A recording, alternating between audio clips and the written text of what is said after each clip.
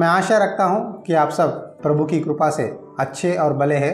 आज मैं आपको 5 उंगलियों की प्रार्थना के बारे में बताना चाहता हूँ। 5 उंगलियों की प्रार्थना क्या है? अक्सर आप में से कुछ कहते हैं कि भाई प्रार्थना करने में मन नहीं लग रहा है, मैं ज़्यादा देर तक प्रार्थना नहीं कर पा रहा हूँ। प्रार्थना निरंतर करने के लिए क्या करना चाहिए?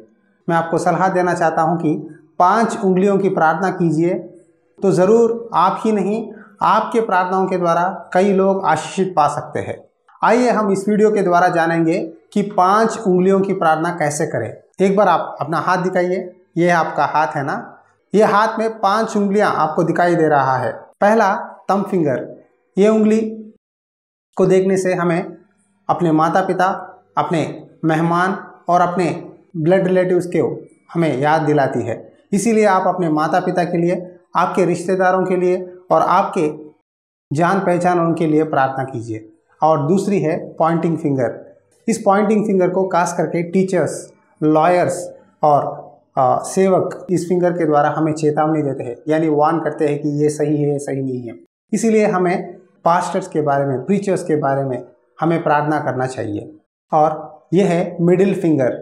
ये उंगली सबसे लंबा है, इसीलिए जब इस उंगली को देखते हैं आपको अधिकारियों के लिए, लीडर्स के लिए, नेताओं को याद करने के लिए मदद दिलाती है। इसीलिए हम अपने देश के नायक के लिए, लीडर्स के लिए और संसार के सारे मिनिस्टर्स के लिए प्रार्थना करना ज़रूरी है। और ये है रिंग फिंगर, यानी सबसे बलहीन फिंगर है। ये उंगली जब आप देखते हैं आपके आसपास के गरीबों के लिए, अस्पताल में एडमिट हुए पेशेंट्स के लिए, जो बीमारियों में पड़े हैं, हम उन लोगों को याद करने में मदद करती है। तो आप जो भी बीमारी है, जो भी समस्याओं में है, तकलीफ़ों में है, उनके लिए प्रार्थना करने के लिए इस उंगली को याद करना है। और आखिरकार है छोटी उंगली। ये उंगली आप है, यानी आप, मैं। तो यदि मैं सबके लिए प्रार्थना किया, यानी अपने मेहमानों के लिए, सेवकों के लिए, लीडर्स के लिए और मिनिस्टर्स के लिए, प्रेसिडेंट्स के लिए, गरीबों के लिए, बीमारियों के लिए, सब लोगों के लिए प्रार्थना करके आखिरकार जब मेरे लिए, अपने आप के लिए प्रार्थना नहीं किया तो कोई मतलब नहीं है। ये फिंगर आप है, तो इसीलिए आप अपने लिए भी प्रार्थना कीजिए, सबके लिए प्रार्थना कीजिए, आपके लिए भी प्रार्थना कीजिए। जब आप सबके लिए प्रार्थना करेंगे तो प्रभु आपको आशीर्वाद देगा। बाइबल में आपको थोड़े वचन बताना चाहता हूँ किन किन लोगों के लिए प्रार्थना करें। आइए देखेंगे। पहला तीमुथियों की पुस्तक अध्याय 2 में वचन 1 से पढ़ता हूँ। अब मैं सबसे पहले यहाँ आग्रह करता हूँ कि विनती और प्रार्थना और निवेदना और धन्यवाद सब मनुष्यों के लिए किए जाए, राजाओं और सब ऊंचे पद वालों के निमित्त, इसलिए कि हम विश्राम और चैन के साथ सारी भक्ति और गंभीरता से जीवन बिताए।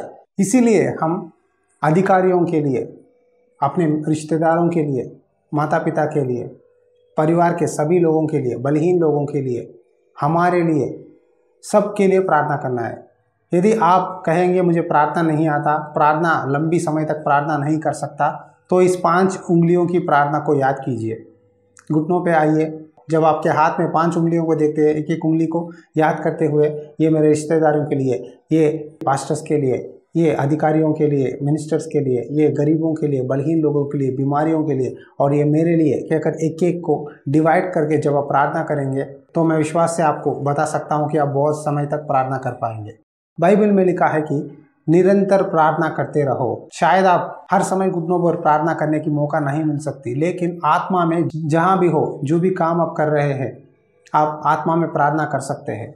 शायद आप न्यूज़ देख रहे हैं तो न्यूज़ में बहुत सारे भयानक चीज़ों को आप देख रहे हैं, बीमारियों को देख रहे हैं, समस्याओं में लोगों को देख रहे हैं, तो आप आत्मा में प्रार्थना कर सकते हैं उनके बारे में। जब प्रभु के सामने आप दूसरों के लिए प्रार्थना करते हैं, तब प्रभु आपकी समस्याओं का जवाब देगा। आपकी ही नहीं, उनका समस्याओं का जवाब भी प्रभु देगा। जब आप दूसरों के लिए प्रार्थना करते हैं तो प्रभु उनके जीवन में आशीर्वाद देगा और आपके जीवन में भी आशीष देगा। यदि अब तक आपने इस 5 उंगलियों की प्रार्थना के बारे में नहीं जाना है तो इस वीडियो के द्वारा मैं बताना चाहता हूं कि इसे ट्राई कीजिए, क्योंकि इससे मैंने ट्राई किया है, मैंने सफलता पाई है। जब मैंने दूसरों के बारे में प्रार्थना किया तब उनके जीवन में परमेश्वर ने बदलाव दिया और मुझे भी आशीषित किया। तो मैं आपको सलाह देना चाहता हूँ, प्रार्थना लंबी समय तक करना है और परमेश्वर की शक्ति को, सारे लोगों के जीवन में अनुभव को देखना चाहते हैं तो इस 5 उंगलियों की प्रार्थना को ट्राई कीजिए। यदि इस संदेश के द्वारा आपने कुछ सीखा है तो ज़रूर आपके राय को कमेंट्स के द्वारा बता सकते हैं, और आपकी कोई प्रेयर रिक्वेस्ट हो तो आप हमें इस व्हाट्सएप नंबर पर मैसेज कर सकते हैं। हमारे प्रिय प्रभु यीशु मसीह की प्यार, अनुग्रह और शांति सदा आपके साथ रहे। God bless you.